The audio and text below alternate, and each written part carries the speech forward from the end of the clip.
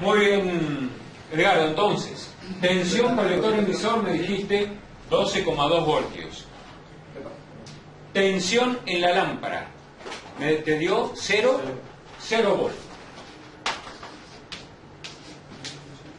Muchachos, les recuerdo que el circuito que tienen entre lámpara y transistor es un circuito serie.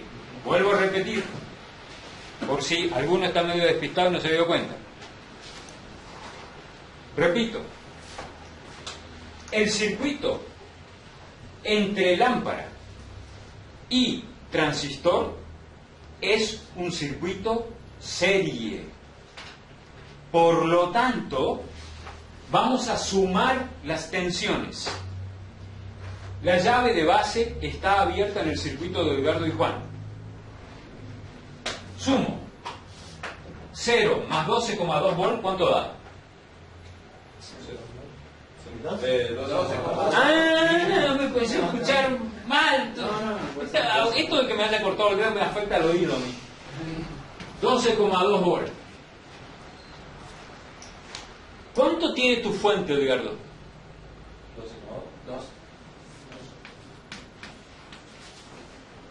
No puede ser de otra manera. Es un circuito serie. Esto más esto tiene que ser la batería, la fuente de energía. No podemos inventar la rueda acá. Ahora te voy a pedir los valores, pero para llave cerrada. Voy a borrar los números.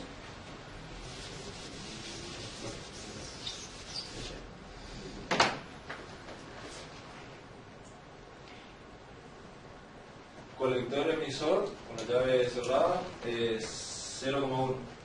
0,1 volt. Tensión colector emisor, llave cerrada 0,1 volt. Lámpara 11,8. 11,8 volt. Sumamos, muchachos.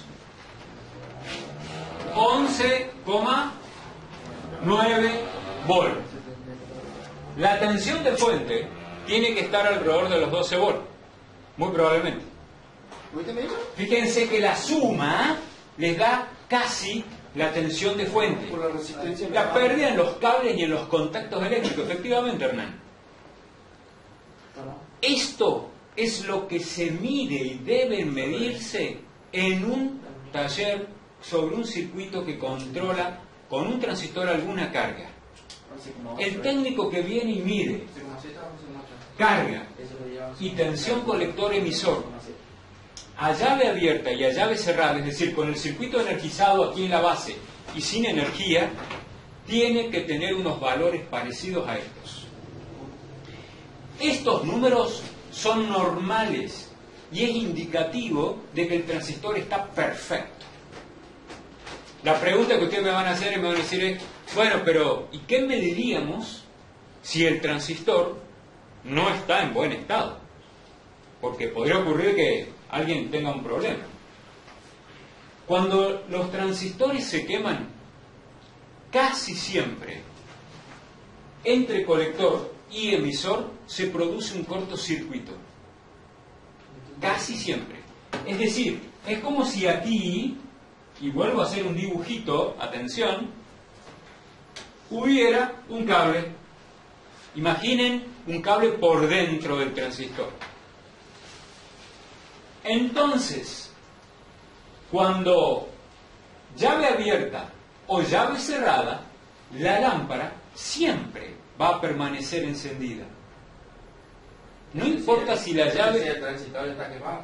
Si el transistor está quemado. La lámpara, a llave abierta o llave cerrada, la lámpara siempre estará encendida. No le va a importar a la lámpara si el transistor le recibe alguna orden o no. ¿Por qué? Porque el transistor por dentro se convirtió en un cable. La lámpara por arriba recibe los 12 y por debajo recibe masa. Ya está. Funciono siempre, dice la lámpara. No me interesa la llavecita esta. Ahora, si el transistor está en corto, ¿puede ser que la queme la resistencia?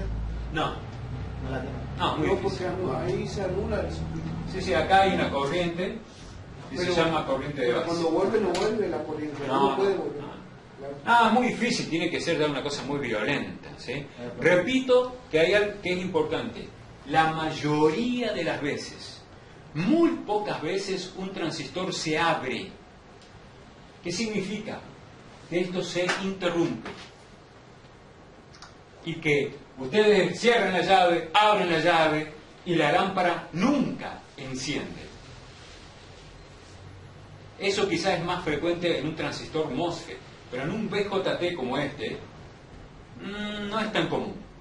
Lo común es lo que les acabo de decir.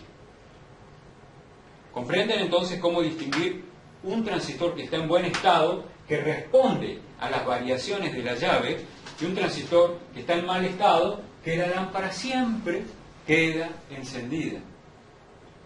Ese es el criterio más sencillo para determinar el estado de estas máquinas. Es muy raro que se queme el circuito base emisor. Hay que ver el circuito, obviamente. Cada circuito es único. Pero como están usados en los vehículos, eso no sucede. Lo que normalmente sucede es lo que les acabo de contar. ¿Sí? Esto es lo más frecuente. ¿Tienen preguntas sobre esto? ¿Entendieron lo que hicieron? Porque el práctico que sigue se apoya en esta explicación que acabo de darles. O sea, se les va a complicar un poquitín, porque van a ver cosas ahora ligeramente distintas. El transistor es una máquina que es más complicada de lo que parece a simple vista. ¿Entendieron o no entendieron lo que acabo de explicar?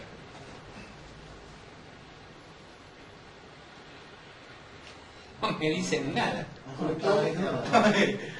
Si no me dicen nada, yo no puedo saber si entendieron o no. Ahí es 12 voltios donde. Sí, aquí hay hay 2 uno. voltios ese. No, aquí hay un 12 volt. 12 voltios. El No colector, sé cómo y lo entonces busca. digamos, profe, que el colector y la base nunca se Es muy difícil que el colector y la base se unan. unen. Muy difícil. Ahora, el colector Tiene que y ser el emisor, una alta sí, tensión que perfore la unión, pero no, eso normalmente no sucede.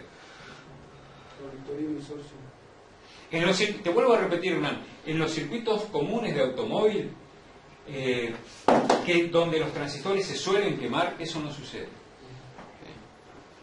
Hay otras consideraciones que les voy a explicar luego, que es cuando se gobierna un inyector con un transistor, como es en el caso de los autos, y qué es lo que se coloca o lo que el fabricante coloca. Pero eso lo vamos a ver en el próximo transistor, en el MOSFET. Ahora no. A mí lo que me interesa es que mastiquen esto, porque lo que viene se apoya en esta explicación.